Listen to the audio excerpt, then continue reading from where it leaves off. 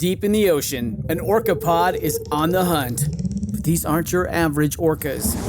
These guys are organized. Marketing team, did you get those social media posts scheduled for the SEAL migration? Aye, Captain. We even have an automated notification for all pod managers when they go live. They use Monday.com to keep their teamwork sharp, their communication clear, and their goals in sight. Monday.com. For whatever you run, even orcas. Go to Monday.com to dive deeper.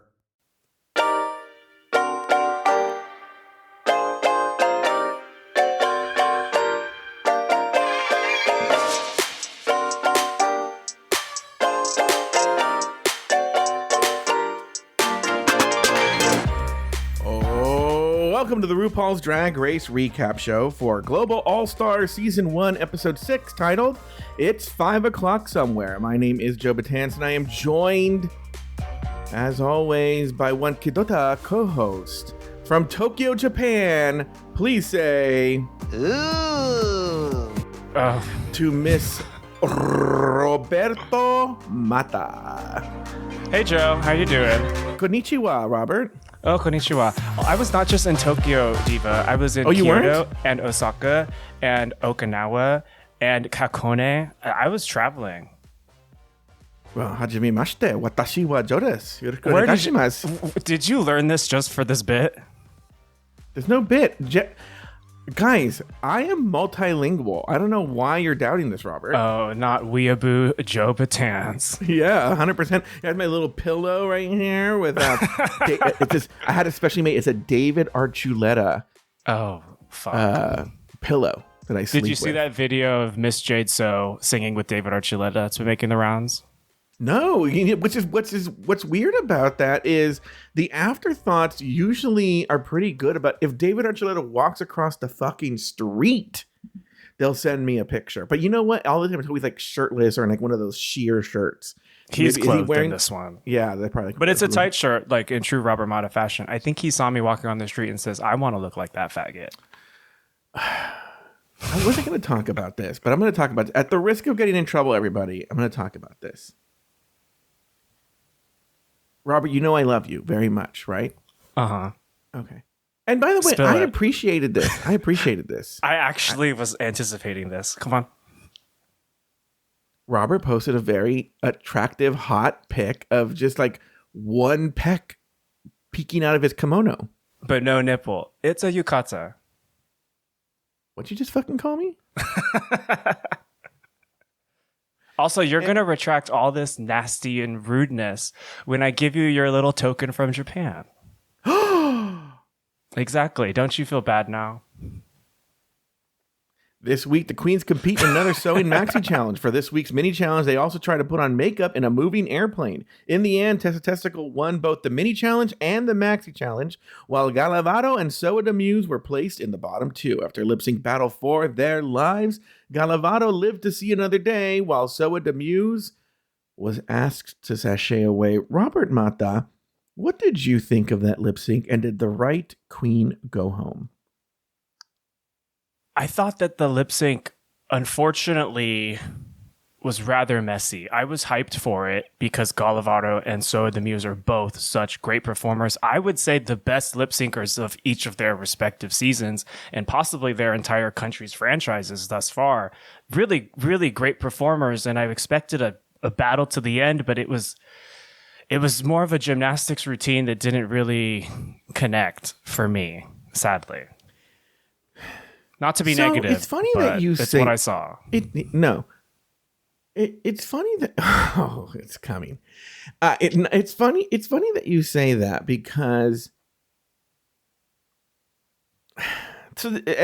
as Robert I'm sure is well aware, and I'm sure a lot of the people listening is well aware, but I'm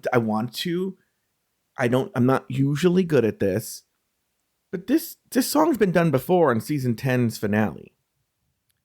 Yes. And I'm going to say both things here. It's weird because I feel like on paper, this song should be a good lip sync song, but I actually strangely don't think it is. Am I wrong? I agree. I think it's chaotic with three different singers, and there's no climax to the song. It just kind of stays at a really hyper level. It's Yeah, tough. you're right. It doesn't build to anything. It's just there. You're right. Yeah. I do think that Gala Anyway, won it though. So it makes sense that Soa went home, though I am quite sad about it because I don't think she should have been in the bottom. well, yeah. So really the question is here, and I almost wrote this question in, is were the right two queens in the bottom? Let me ask you that first.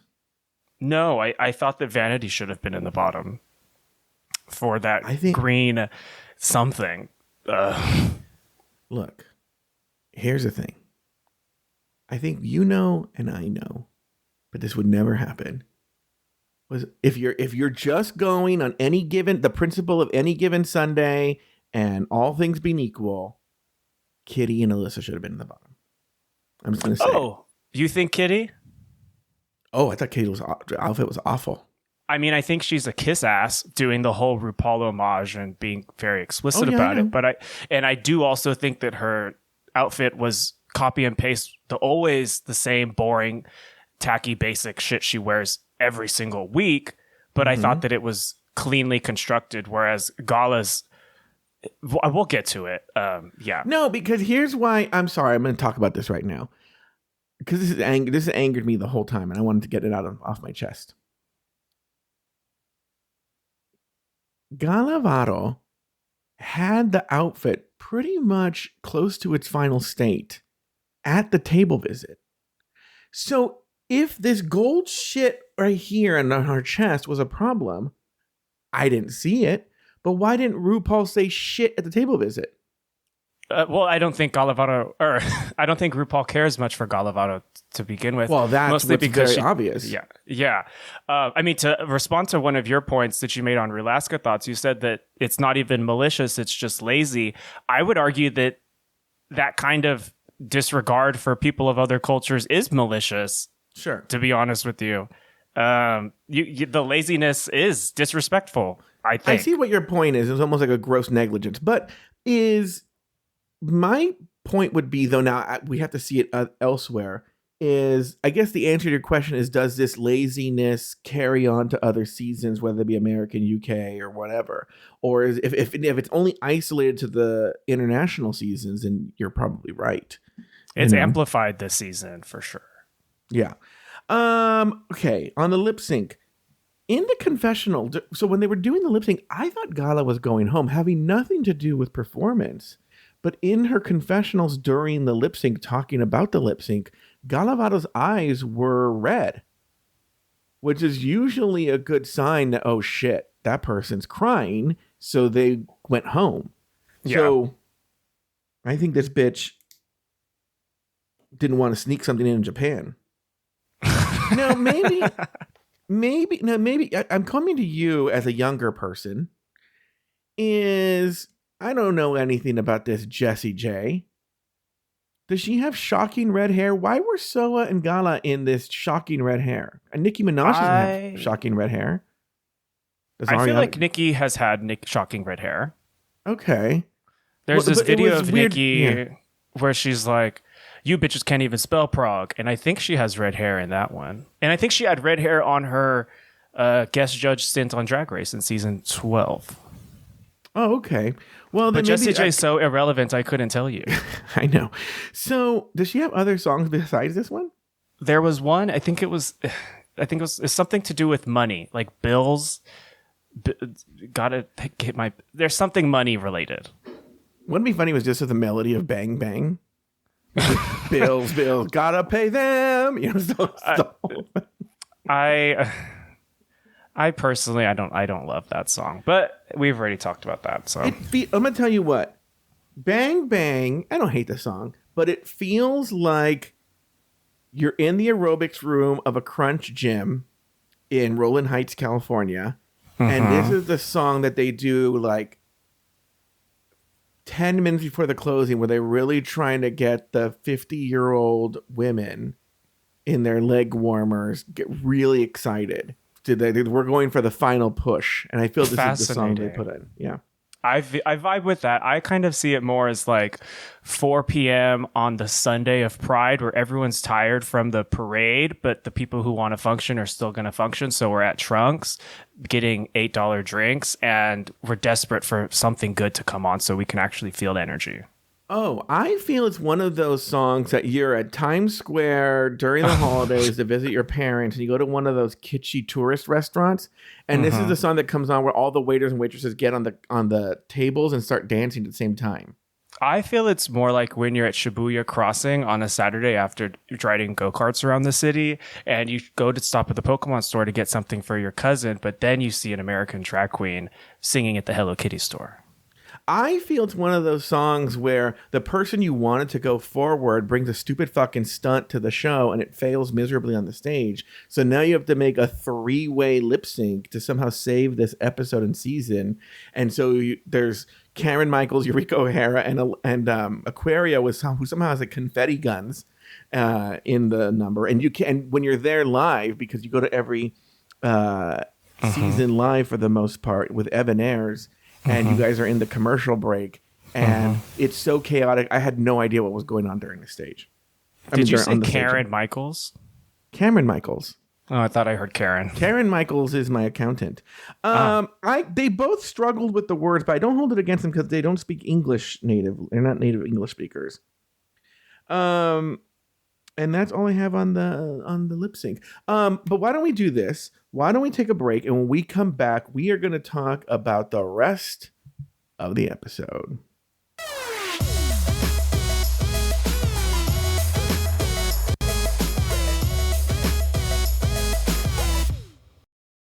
I got to tell you something. So I'm waiting. There's technical problems right now, and I'm waiting for Lori Roggenkamp to fix her technical issues so that we can record an episode of our weight loss podcast, Fat Camp. And so while I'm waiting for her, I want to talk to you guys about one of the things we've learned on Fat Camp is that the way you lose weight isn't the same for everybody. And so like what works for Lori works for Lori, what works for me, and what works for anybody else is specific to them. But everyone deserves to have a weight loss plan that is tailored to their specific needs. There's no one-size-fits-all program. You want a company that will tailor a program for you. And that's why I think you should check out Hers. Hers is doing this amazing thing for women's healthcare because they're providing access to GLP-1s. And if you don't know what that is, those are the weekly injections that have the same active ingredient by drugs you've heard of like Ozempic and Wegovy. And by the way, when you lose weight through Hers, it's totally realistic. It's not restrictive. Like you can't have that. You can't have this. And it's totally focused on giving you access to a solution that works for you. So here's how Hers works. It connects you with a medical provider who will work with you to determine your best treatment option. If prescribed, you get the medication as part of a doctor-developed weight loss program, complete with ongoing support. It means like check-ins, medication adjustments, and answers to questions 100% online at no additional cost. Through Hers, weight loss plans are way more affordable, with compounded GLP-1 injections starting at $199 per month with a 12-month subscription paid up front. And that's a steal if you know what people are paying for these drugs. There are no hidden fees, no access fees, and no membership fees. Plus, your personalized treatment ships for free directly to your door. So if you've been struggling with your weight loss journey, it's time to find an option that works for you with Hers. Start your free online visit today at forhers.com/crime. I know that's a weird keyword, but just go with me on this. That's forhers.com/crime for your personalized weight loss treatment options. forhers.com/crime. Hers weight loss is not available everywhere. Compounded products are not FDA approved or verified for safety, effectiveness, or quality. Prescription required. Restrictions apply. This episode is brought to you by Coffee Mate. Coffee Mate is the world's biggest coffee lover because we love all the ways you enjoy. Wait. Coffee Mate can't love coffee more than me. I'm a foodie. I went to Kyoto just for a nitro matcha latte. What? Oh, I have to finish the ad. Coffee Mate, for the love of coffee.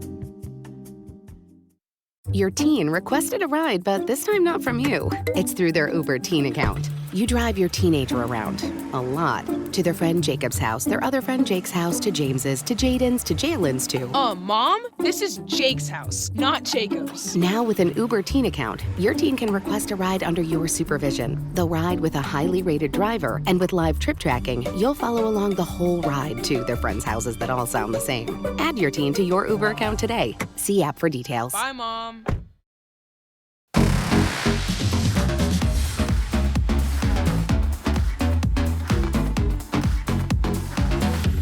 And we are back.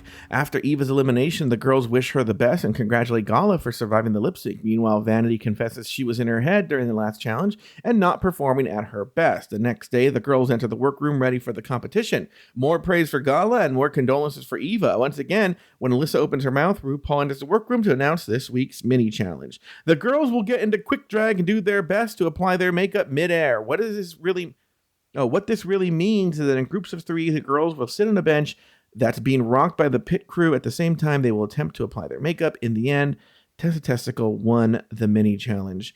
Robert, let's take this scene by scene, moment by moment. Again, this is another one of those things where they must have it just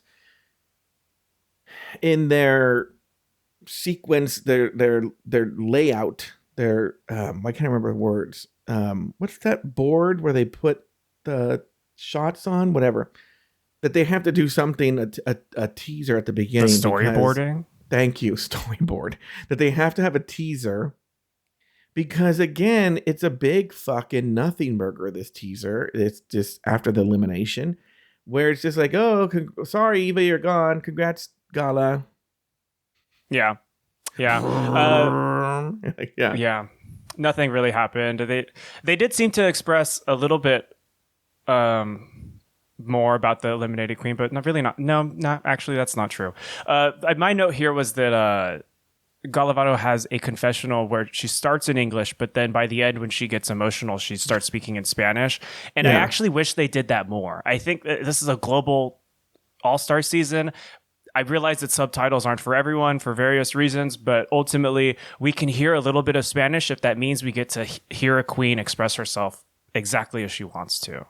Same with French, same with anything else. I feel so addicted, but they would bury it in the mix a lot of times. So, but she did, they call it Franglish? I don't know what they call it when you speak in like English and French, but she did do it. But again, it would often be like in a group discussion, and they would bury it in the mix. You didn't really hear it. Mm-hmm. It was interesting.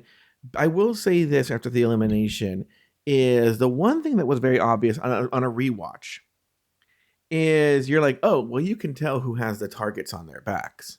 You know, it's clear that at this stage that Gala and Vanity, even if it's not this episode, are not long for this world. Yeah. They're ready. And what's funny, and this has sparked an interesting discussion on Reddit and other places.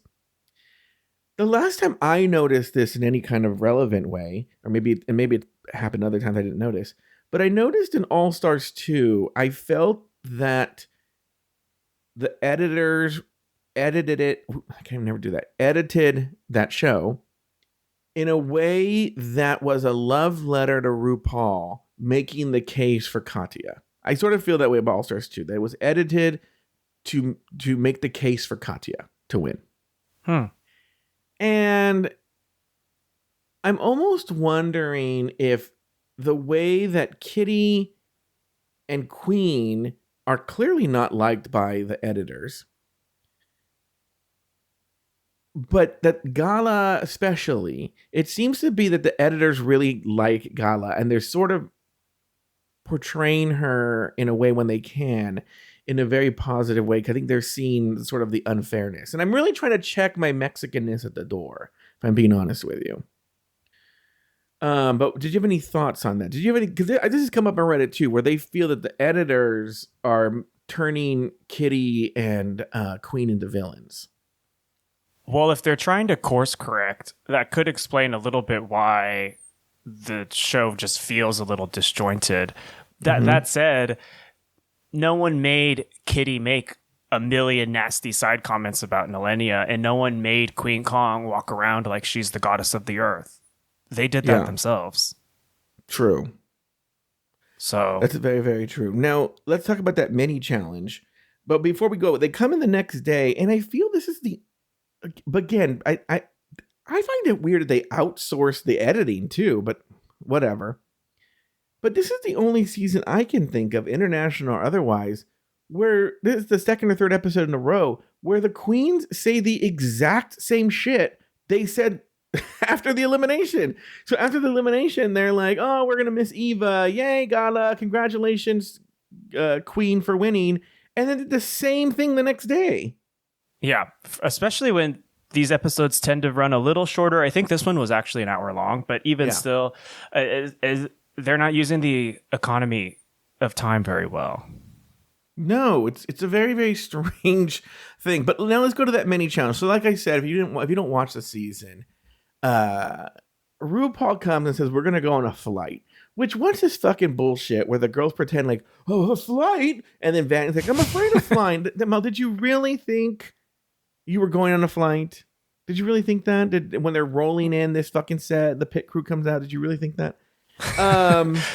If Vanity's afraid of flying, then props to her, because why would you go on a global international season hoping that you're going to get booked in countries all around the world following? You plan on taking a boat? She flew from Sweden to Colombia. That can't be. There's no nonstop flight from Sweden to Colombia. Not that I'm aware of, but did you notice, speaking of Vanity, that when Galavado tried to kiss her, she seemed like actually upset, and then there was a harsh cut, like they cut her doing something. It was a strange moment. If Gala tried to kiss me, it would have been awkward because I would have like used tongue and kissed her right back. You Gala and several fit me in her others, mouth, though. for sure. You're saying you wouldn't, Robert? I agree. Although, like you said, her kiss would hit one ear and touch the other. Yeah, I'd be swallowed. And I have a pretty big head. You know, I will say, I think it's in my notes somewhere, but I'll say it here now. You know, Gala, she's beautiful in and out of drag. She has her looks, whatever, blah, blah, blah, blah. Why is her confessional look, and whenever she's not in confessional, just when she's with a boy, is so chunty? It's not even funny. Like, this leather jacket with the studded metal on it. I'm like, what is this outfit? This is the real deal, Queen. That's actual Mexicans being actually Mexican. If you want to know what a Mexican gay dresses like, it's Galavado in the workroom as a boy. Okay, so then they bring in Norvina dressed as a flight attendant. I have a question for you, Robert. As Pheromone. The gays live for this Norvina. I don't see it. Do you live for her? Are you a big Norvina fan? Which gays live for Norvina? I've never seen that sentiment. I don't know. I made it up. I'm like JD Vance with the cats and dogs. It was so nice to not be in the country for that debate, but I don't live for Norvina. Or she's like a robot, kind of like the guest judge this episode. Very strange people, very strange delivery. Well, I think what it was is she didn't say shit, and then Rue's like, you can't have her not saying shit. So now we're gonna do a thing where you write some shit for her, and she's just gonna say it. That sounds actually accurate, yeah. Yeah, all her lines were canned, and then she was like reading it. They always had it on a shot, and she was just reading them.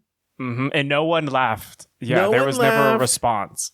And they were all, and I don't know anything about this woman. I don't know anything about her, but they were all a little too clever, but red. Not one time clever, but they were like, I want to ride that spike. And you're like, okay, I don't know what that means, but all right. It was like Plastique's roast from last All-Star season. Like, Diva, that ain't you. No. So, any thoughts on this mini challenge? I thought it was a fun mini challenge, actually. I thought it was a good way of mashing up this idea of like bad makeup that we've done on several seasons before with the international idea. But then I realized that the pit crew was manually moving the plane. And then that made me realize also, I've noticed this, but I wasn't sure. I've been waiting to see if it was confirmed, but the doors that RuPaul walk through, I'm pretty sure are also manually controlled and pulled and pushed because they're like, is the whole set 100% like controlled by hand crank? What's going on? 100%. That is what's going on. Is the hand? It's like the old Star Trek show. I think the same thing on Star Trek with the pod bay doors and stuff like that. I think a person would just pull them and push them. I mean, I love practical effects, but I'm just a little surprised. But going to what you said, I did really like it when they do these kinds of challenges of try and put on makeup in the dark or whatever. This one was, rocking the boat. How did Alyssa look almost the same, honestly? Some of the girls like had really good, like decent makeup. Alyssa did. There were a couple others. I'm like, they got good makeup thing done. Queen and Soa did pretty well, I thought also. I think Vanity might as well too, right? I can't recall. Okay. And then RuPaul's like, time for the Maxi Challenge. We want you to pair up. Oh. And this is going to be the thing. This is the beginning of this because we're starting to really see this highlighted here. I don't know if it's bullying, but Millennia's the odd man out. Everyone's greatest fear. Is there anything worse than having to pair up with people like that? And why? Why are they so mean to her, Robert? I think they want to make a Jinx Monsoon of her. But wouldn't you be particularly sensitive to that? Who? Millennia? No, the other queens, like okay, I'm going to say something weird. I would say on the American version of the show is one of the things that's killed it, and people are trying to make all these excuses why it didn't win an Emmy, and I could have a 1-hour discussion about why RuPaul's Drag Race didn't win an Emmy this year. Well, it's an easy answer. It's because they had another gay guy to vote for. Exactly. I think the mistake that the Reddit fans and RuPaul's Drag Race fans think is that the Emmy voters are like, oh, let me really watch this episode where, this happened. I'm going to... No, they watched the big, I can't think of words today. I think I'm getting dementia. They watched the big... What are the big things called? The big shows, right? Like The Voice? No, I'm not even talking about reality shows. I'm talking the Emmy voters don't even watch the fucking reality shows. Oh, right? Yeah, no, that's probably true. Yeah, they just watch Hacks and exactly. I don't even think they watch Shogun.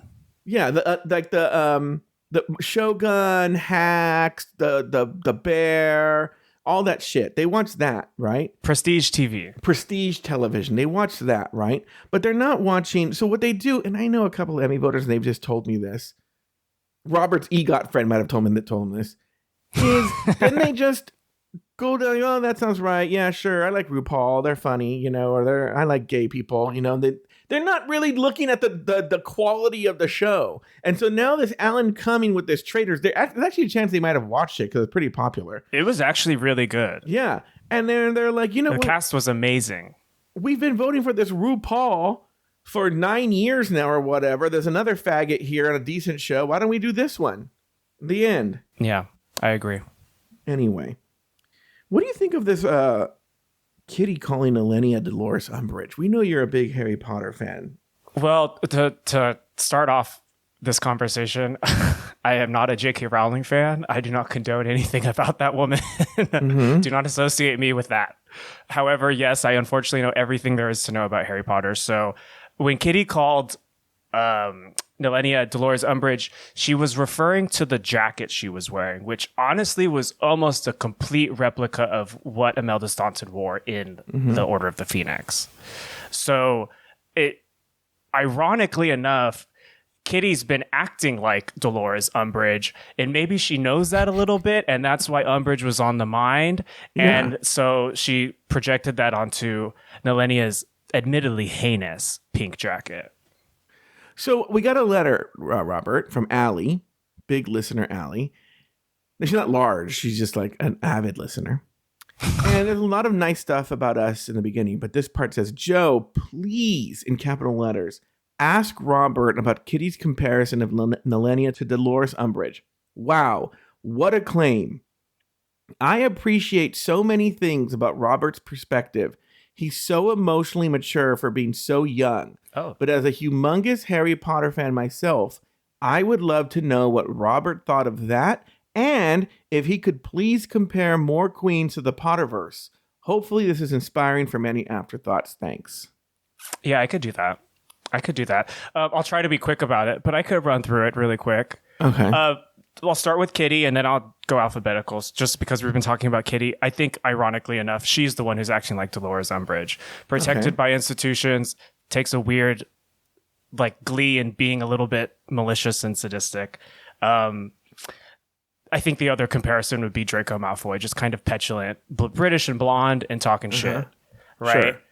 And then we go to Alyssa, who is no doubt Harry Potter of this show, protagonist, the chosen one. We're just paying lots of attention. But I think the truth is she might be a little bit more like Gilderoy Lockhart, who's actually a little bit of a fraud and is being propped up by stans. Oh. But we'll get into that later. Atina, I would probably give the nurse, Madame Pumphrey, who was very no nonsense. One of the main things I remember from Athena from this show was when she called the dress shit. I feel like the nurse would say that. And we don't know enough about her, Athena, to really keep it going. But I'll go quicker. Eva as McGonagall. You're fine. Oh, well, whatever. Well, not everyone's a fan of Harry Potter, and I don't want to talk their ears off about nerd shit, but they can skip ahead. I do that anyway, right? Eva LaQueen, I would give Professor McGonagall, since they have the same matriarch vibe. I love Professor McGonagall. She's one of my favorite characters in all of fiction. And Eva, I think she'd be honored to have that comparison. I fucking would be. Next is Gallivato, who is dead-ass Fleur Delacour. The main point of her character is to be pretty, smile, and be foreign. And that's what Gala's been doing all season, at least as far as the show's concerned. And skipping Quiddy, we have Queen, who thinks that she's Albus Dumbledore, but we know that she's Professor Snape. Just a little nasty, bullying for no reason. Just, kiss the ground I walk on type of attitude. It's I don't mind it quite as much as you do, but it's also, she's not my favorite either. Let's see who's next. Miranda, the Luna Lovegood of the cast, quirky, beloved, bit odd, but in a great way. Nelania, who is dead ass moaning Myrtle. The girl cannot stop crying if even a gust blows her way. And Pythia is no doubt Hermione. I love Pythia. I love Hermione. Smart bitches getting shit done, in my opinion. And Soa is a hard one to do. But I gave her Nymphadora Tonks because they both are very upbeat. Nymphadora Tonks is a metamorphagus, which means that she can change her appearance at will. And that's true for all the queens, but I think Soa in particular has a very beautiful transformation, so I'll give it to her. And there's two more left. Apologies again, this is running a little long. Before you say this. Are there any black people in the Harry Potter universe?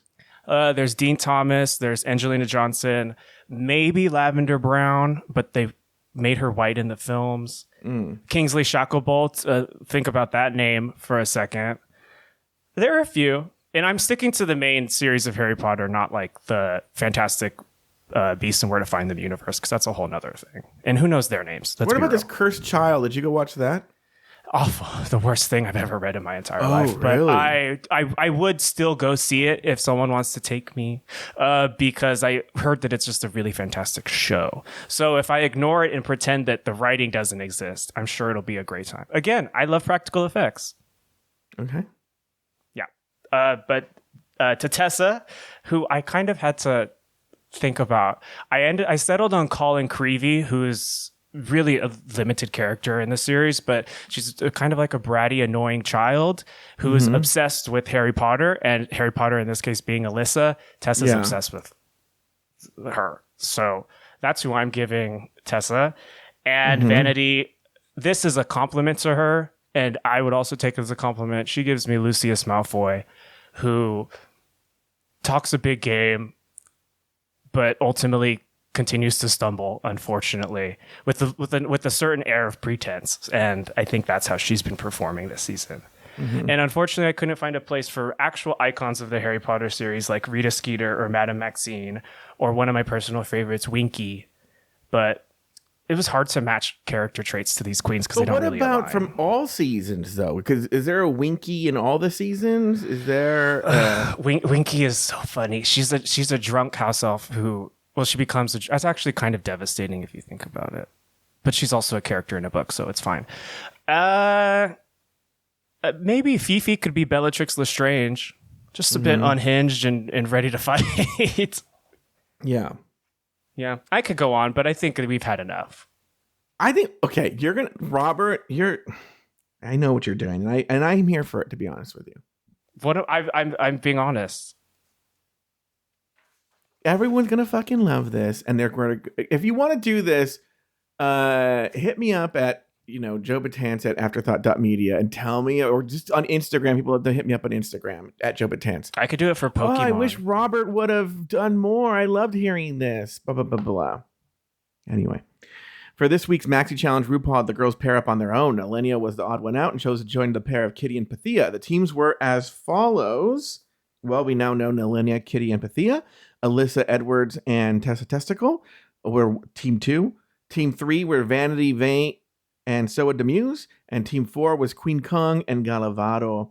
Once the teams were sorted, RuPaul had the pit crew bring out suitcases that the girls had packed before they arrived. Then RuPaul dropped the twist. The girls will switch suitcases. Now the challenge is to make a cocktail dress using their partner's packed material. In the workroom, the girls get to work on their outfits. Tessa cheers at the expensive material that she has from Alyssa's suitcase, while Alyssa regrets her decision to team up with Tessa once she sees the scraps she has to work with. Meanwhile, Nalenia bursts into tears when she sees that she's working with difficult material from Kitty's suitcase, and Kitty berates her for crying and claims Nalenia is making Kitty feel badly. Later, RuPaul entered the workroom for some table visits. RuPaul tells a deflated Alyssa that her design seemed a little simple. Meanwhile, Kitty belittles Nalenia in front of RuPaul, much to Ru's amusement. And then RuPaul makes Nalenia say an Italian phrase for her own personal amusement. A lot to discuss. Let's go back to... Did you have any thoughts on that announcement of that Maxi Challenge, on the twist, on the nature of the twist, on everything going on here, Robert?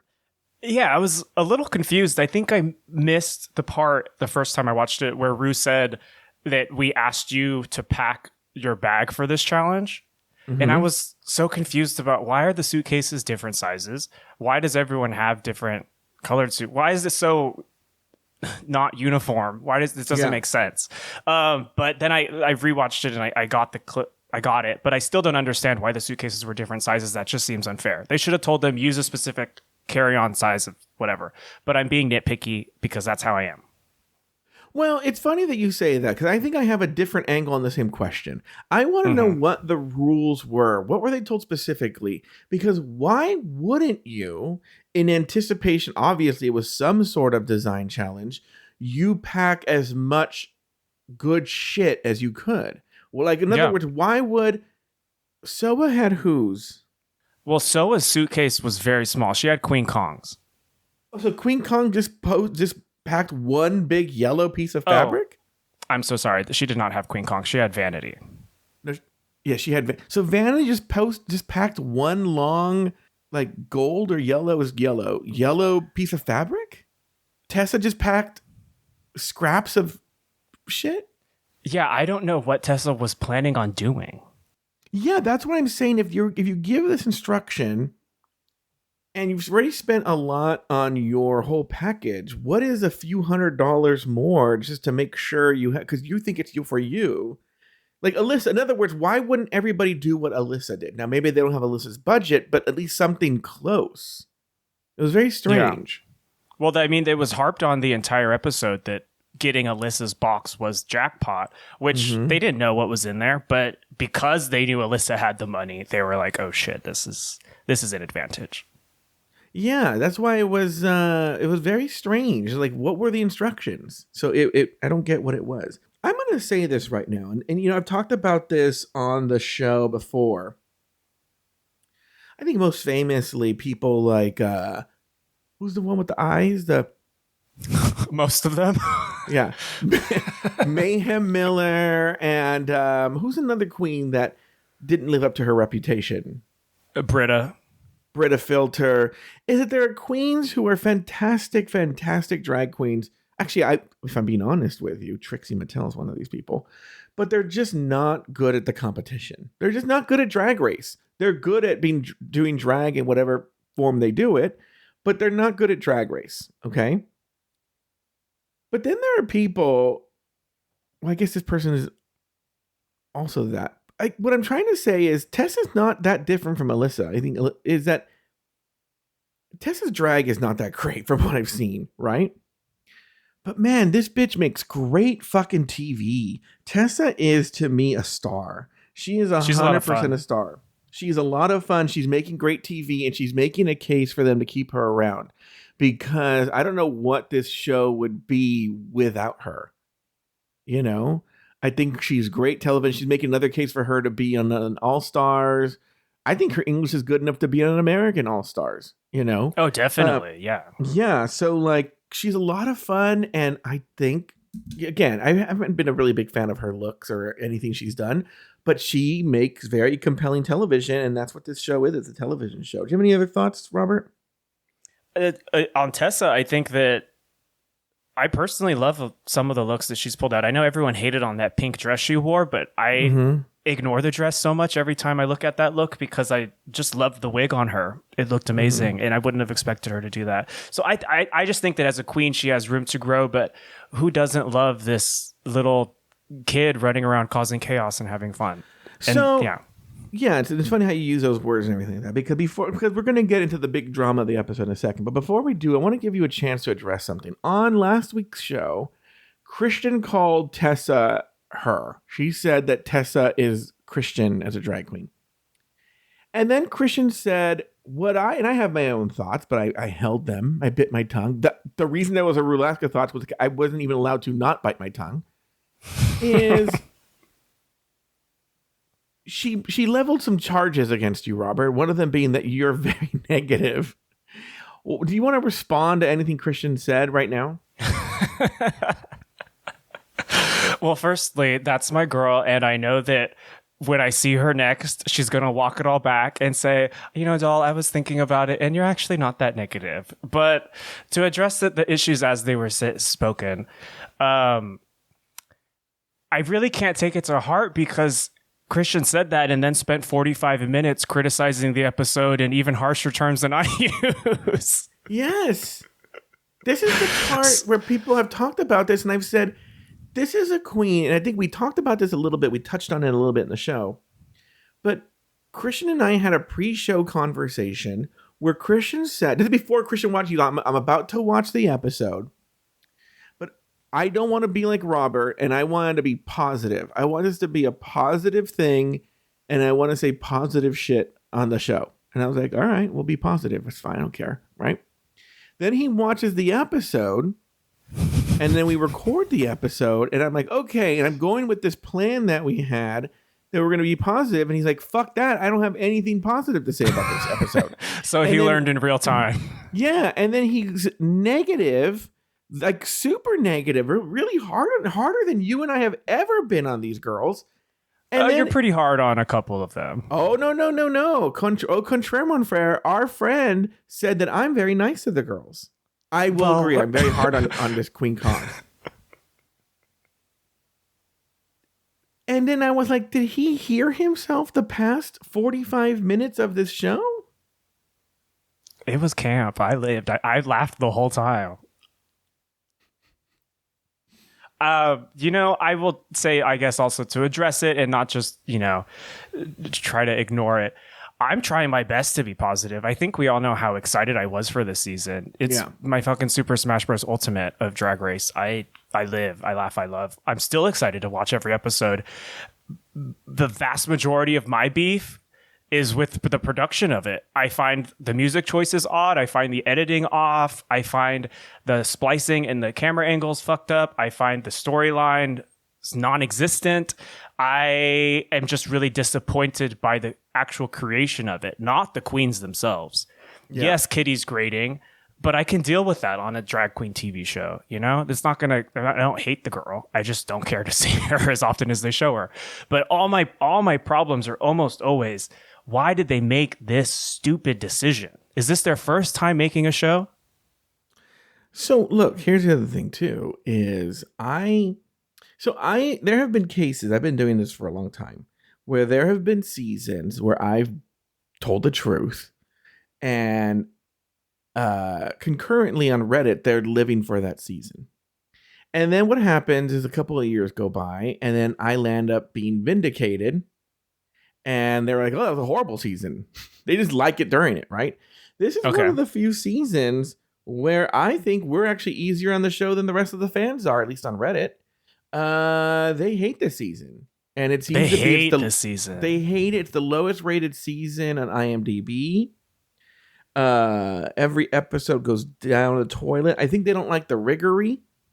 I think they're just really not liking this season whatsoever. So I think you and I are in good company, Robert, is what I'm trying to say.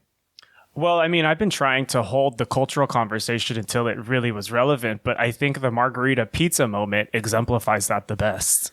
Well, you know, I hate giving you prompts, but you called it when I made a joke a few episodes ago about something about Naleni. I made like a Mario joke, and I think you did say don't underestimate RuPaul, her ability to do stuff like this. And then this was it. So let's talk about this before we get to the modern day margarita pizza Cassandra stuff.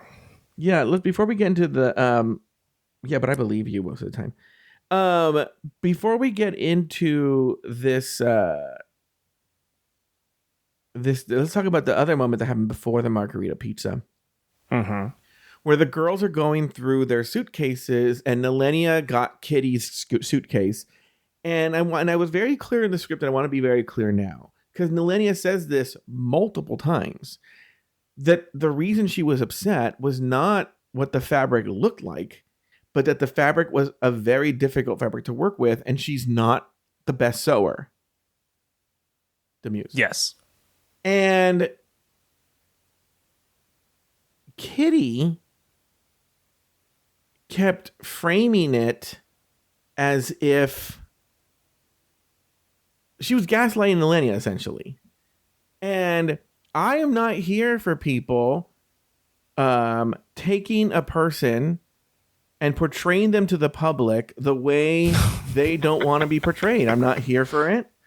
I won't stand for it. You are a shining example in this regard. Yeah, thank you. You know, of building a straw man and constructing that straw man and pointing to that straw man and then making everybody believe that the straw man is the reality. I'm not here for it.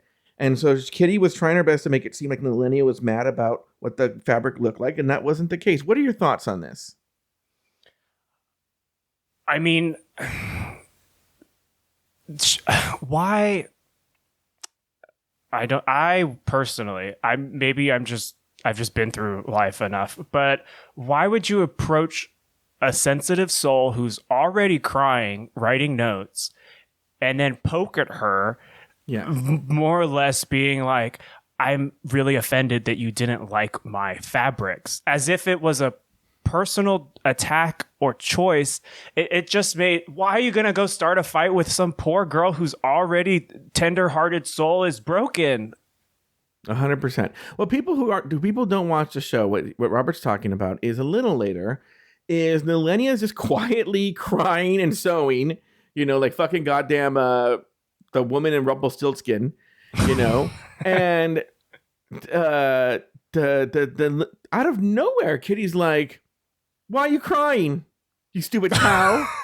Right? Yes, and she said a fucking lie. She was like, "That fabric's worth $1,000." I was like, $1,000 of what? Yeah. I know you fucking lying.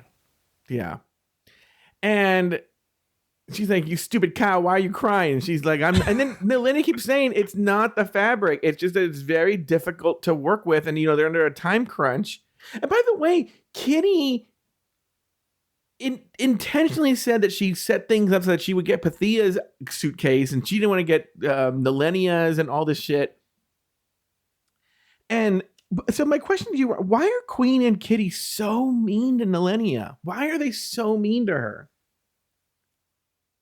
I mean, kind of to go back to the Harry Potter comparisons, it's kind of like Malfoy, Crabbe, and Goyle. They're just being bitches. You know what? It's funny because I've clocked this the last couple episodes. Queen Kong loves to start off her shade by saying feelings are valid, but, and then proceeds to invalidate every feeling. Yeah, 100%. It's like, it's such an annoying trait from fucking modern day liberals. It drives me nuts that the performative language is so shallow that it just masks their true intentions. As a liberal, I feel like I can say that. What I don't understand is, this is a visual thing, and I don't know if this will come across, but why does Queen do this thing where she sucks her lips in during the confessionals? So she'll make some sort of like stupid ass fucking mean comment, and then she sucks her lips. And I'm sorry, this visual is a visual thing. It's just really for Robert. But just imagine Queen Kong. And she'll be like, oh my God. I don't know. Why doesn't Nilenia just fucking go sit on a fucking dick and I hope she dies? I think that's the only way she can breathe after her lip pumps. Yeah, it is very strange. Did I just say that? It's really, really strange. It's very, very weird. Yeah, she doesn't look like that in the workroom, so I don't know what kind of lip gloss she's applying, or something is off with that confessional lighting that's making her even appear like that as well. It's just, again, production issues. What's the tea? So let's go back to the table visits. Gala, RuPaul does the table visits and she talks to the girls one by one. I already talked about Gala in the beginning. You're saying, so your point is that RuPaul just doesn't give it, because Gala's dress, I noticed about Gala's dress is pretty much, maybe it needs some finishing touches, but the overall construction is right there in front of RuPaul, and RuPaul didn't say shit about that gold thing. Yeah, I'd say also RuPaul was genuinely excited to see Galavado pad, so I think that she may have been a little bit distracted from giving constructive criticism. It was just like, yes, bitch, wear those pads. Granted, the end product, it seemed like Gala took Queen Kong's pads or thighs and plopped them on her. Little off. I have another question for you. Why does RuPaul love this Kitty Scott Claus so fucking much? She's not that fucking funny. She's not funny at all. I can't think of a single thing she's ever said that's made me laugh in both of the seasons. And RuPaul, I think, and I'm guys, I'm gonna say something right now. I think RuPaul thinks she's Lawrence Chaney. They're both doughy white British people, and RuPaul's a bad memory, and I bet you she thinks she's Lawrence Chaney. But you know what's so funny? Is Lawrence Chaney that funny? Lawrence Chaney's pretty funny, actually. But I'll say Lawrence Chaney is a purple Scottish queen, whereas Kitty's a pink English queen. Yeah. Anyway, and wait. They're always comparing her on Reddit to some ugly British boy, and I want to say it might be. Is there like, what do Dolores Umbridge's kids look like? Well, Dolores Umbridge has probably never gotten fucked in her life, but I think you're thinking of the Dursley family. Yeah, Harry's cousin Dudley. Does Kitty look like Dudley? They're smarmy and larger, so perhaps so. No, I think that's not the picture I've seen. Are you thinking of that Australia's Got Talent meme of that guy with the mouth wide open? Yes. That's not a Harry Potter person. No, girl, that's just a person. Oh, I thought it was like, oh, this is the person that got turned into a tree or something like that. Harry Potter. No, turned into a tree, like A Link to the Past. Yeah. Anyway, let's get to the main thing that happened here. Let's talk about the Nilenia. So then at a certain point, Nilenia, Kitty, and Pythia are at the table with RuPaul. I'm going to read Nilenia a little bit. What the fuck? Nilenia's already said she's not the best sewer. And then Pythia, who is the best seamstress, not only in this season, but probably one of the top seamstresses, like it's her, Utica, Roxy, in the history of the show. And Nilenia's like, well, I could have made that outfit too. That's what I was going to do. with her material, which you kind of have to love that she's saying to the table visit, looking at what Pythia made. What are your thoughts on that? Yeah, I agree. The way that the show's been framed is definitely making Nelenia the little cinnamon roll, but that doesn't mean that she doesn't do ridiculous, dramatic, silly shit also. And that was definitely an example of it. And Pythia called her out in the confessional. She's like, I love you, girl, but there's no fucking way. Yeah, it was really, really strange. Okay, let's get to the moment. So there's a moment where, why does Kitty say margarita pizza? And what's the context here? RuPaul asks Nelenia if she has a catchphrase or a slogan, and she takes probably just one beat. Kitty jumps on that moment for her and says margarita pizza margarita. It pisses me off so fucking much because it's pizza margarita. Yeah, I only took Italian for 1 year and I knew that. That's probably why Nelenia's confused, and Nelenia's confused the whole time. And here's the deal, and look, yes, Nelenia does sound like a gay Mario, okay? And dresses like one. But it is weird to make fun of someone's culture to their face. And I wonder if there's something like a pass that like certain Western European countries get that you wouldn't do. Well, no, because they fucking do it to Mexicans all the time too. There's certain cultures where it's okay to make fun of their culture right to their face. And it's okay. And I want to know why that is. Well, the short, easy, concise answer is it's because they're white. But Italians in America weren't considered white until relatively modern years. But then again, Kitty's British, but I don't know their racial or ethnic relations over there. I'm sure she's British, yo. She's also, she's tongue in cheek and unserious, and that's British drag. So it might not be as malicious as we're seeing it on TV, but at the same time, why is she doing it? Well, so this has come up. So I guess Kitty has gotten a lot of hate on social media. I've never seen her respond. But Nelenia has come out and begged people to stop being mean to Kitty, that this happened a year ago, that they are really close, they're really good friends now, that this is all water under the bridge, that she and Queen and Kitty are really good friends. Please stop. And it reminds me of like when you have a serious crime committed against you. Let's say, for instance, I killed Christian and I got arrested. Oh. It wouldn't be in court. I'll even change it. I'll say I beat the shit out of Christian. He's still alive. It wouldn't be Christian Ochoa versus Joe Batanz. It would be the people versus Joe Batanz. Because when I beat up Christian, I broke a law that violates our accepted norms. And so it's the people versus Joe Batanz. And I think it's the same thing here where, okay, that's great that you and Kitty and Queen are all friends now. But we're seeing an edited version of what happened and we're reacting to what we saw. You know, she should beg the editors to change the edit. But we're standing up because all of us, not all of us, a lot of us as gay people have been Nelenia. We have been mistreated like that. And so we're having a visceral reaction to that. If you want to get treated like Nelenia, just go to WeHo on the weekends. And you will be treated like that at the Abbey or High Tops or any of the bars that Robert goes to.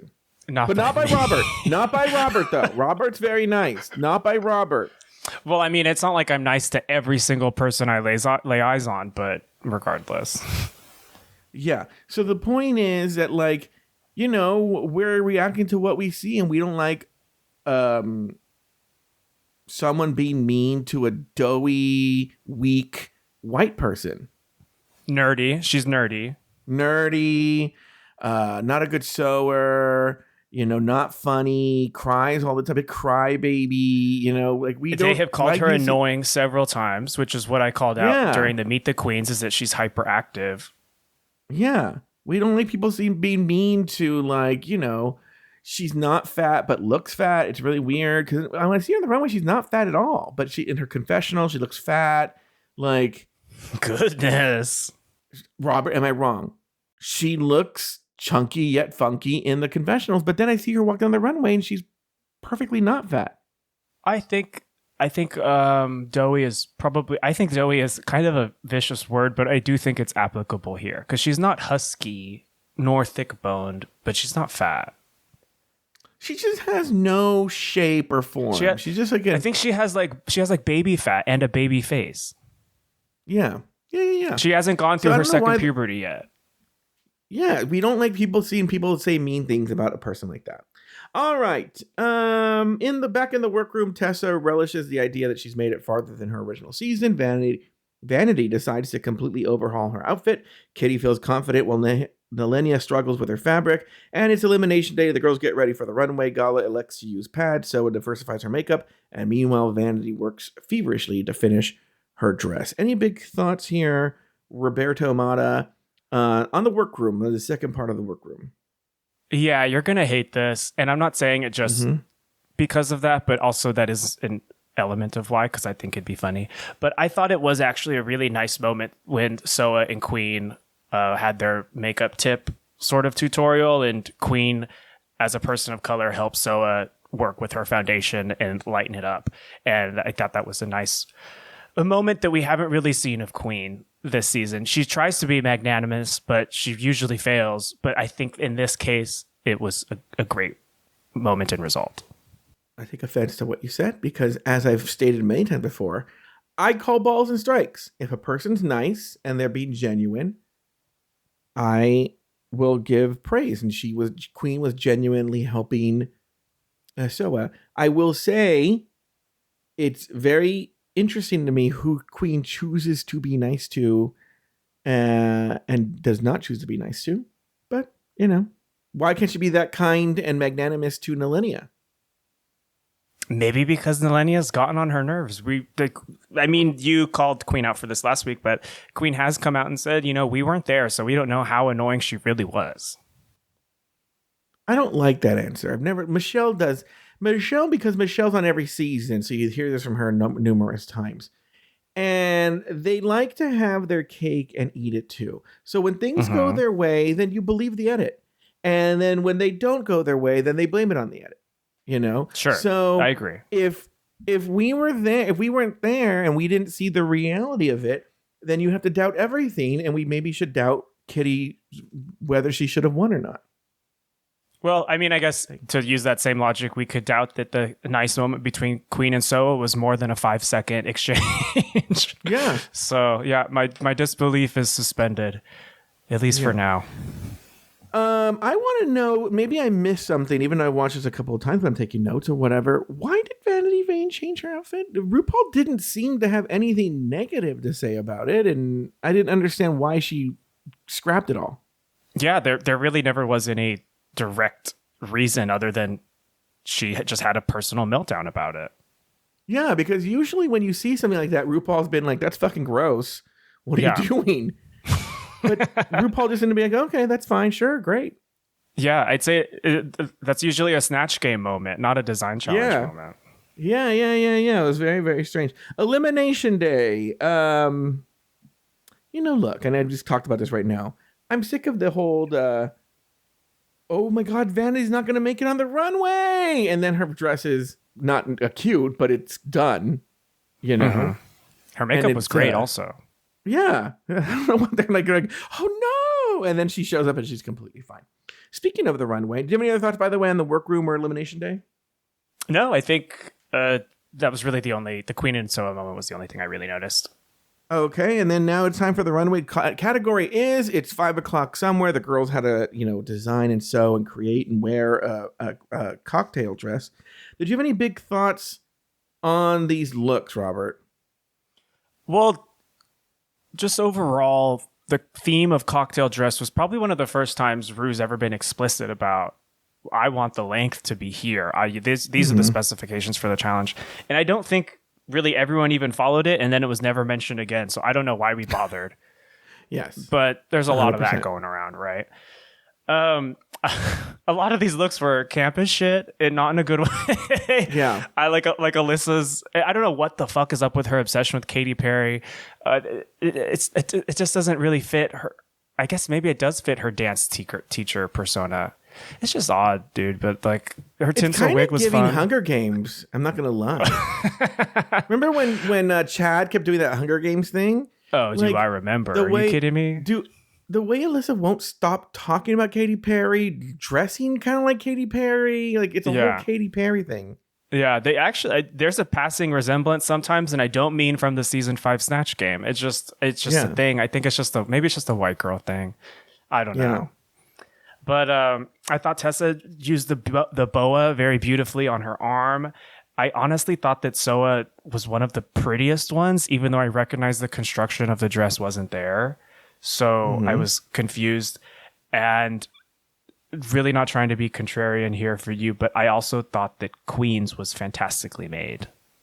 I thought it was the best she's looked all season thus far, which is impressive in a design that's not saying a challenge. lot. Her brown look I really enjoyed also. So I guess lately she's been getting better for me on the runway. Her proportions were right, which they're always all over the place. So, and then on the flip side, you have Galavato's proportions, and it's cool that she's trying something new. I would have liked if she was saved from the bottom for it the way they saved Ginny Lemon from the bottom when she tried something new at Rue's request. But, you know, since when is that sort of logic applied to everyone?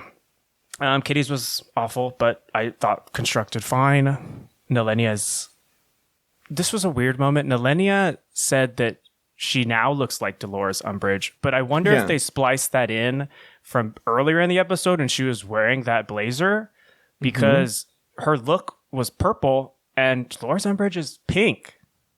It didn't track. Nothing about that look was Dolores Umbridge. But enough Harry Potter for one episode, right? Why are you so shy talking about Harry Potter? Because one, it's like read another book, and two, it's like the whole J.K. Rowling of it has really, really soured me on it as a thing, even though I know like really like everything about it. So it's just like a weird personal conflict. But that's not going to stop me to playing Lego Harry Potter like I do every Christmas. So yeah. And then the last one was Pythia, who I thought was stunning, as RuPaul said, and the accessories were awful, like RuPaul said. But I would have added another critique, which is that the dress was too small on her body. And that's not usual for Pythia. Very good. She only had so much fabric. Back on the main stage, RuPaul names Tessa Testicle the winner of the challenge and places Soa Demuse and Galavato in the bottom two. This forces them to duke it out in a lip-sync battle for their live. The song Bang Bang by Jessie J, Ariana Grande, and Nicki Minaj. In the end, Galavato was told, Shantae, you stay, while Soa Demuse was asked to sashay away Roberto Mata. Any final thoughts on the episode? Have you said everything you want to say? Any other thoughts you want to give? I think I'm set. Snatch Game has always been riddled with issues for EAL queens, and this season has also been a disaster in that regard. So I'm preparing for a firestorm next week. Really. I have one thing I want to say. You know, during the critiques, RuPaul said that Tessa looked amazing and that she looked like a young Ann Miller. And when she said that, I was like, oh my fucking God. And if I'm putting up a picture of young Ann Miller, it is so true. That's the one I could find right now. But like, Tessa looks just like a young Ann Miller in her outfit. I think it's the mouth. They have a sort of a similar sort of mouth. Well, when RuPaul knows something, she knows it, right? Yeah, she sure does. So there you go. Go RuPaul with the weird random ass old person reference. And it was a good one. All right, well, that's going to do it for this week's episode of RuPaul's Drag Race Recap. Be sure to join us next week and every week as we continue to discuss, dissect, and deconstruct each brand new episode of RuPaul's Drag Race Global All-Stars Season 1. So, for Miss Roberto Mata and myself, sashay away until next week.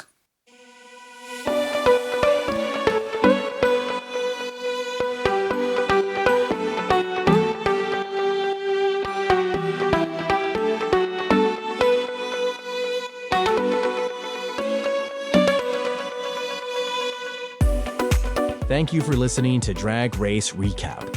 Have something to say?